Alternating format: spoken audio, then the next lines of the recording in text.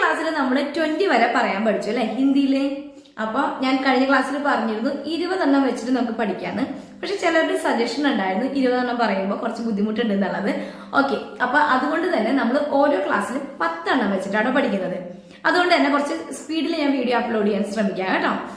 അപ്പൊ നമ്മൾ ഇന്ന് പഠിക്കാൻ പോകുന്നത് ഏതാണ്? 21 മുതൽ 30 വരെ. അപ്പോ 21, 22, 23, 24, 25 എന്താണ്? 21, 22, 23, 24, 25. 21, 22, 23, 24, 25. ഈസി അല്ലേ? ഇനി 26, 27, 28, 29, 30.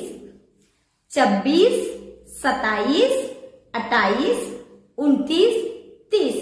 മനസ്സിലായില്ലേ? 26, 27, 28, 29, 30. ഇത്രയല്ലേ നമുക്ക് ഒരു ദിവസം പഠിച്ചെടുക്കാൻ പറ്റുള്ളൂ അല്ലെ?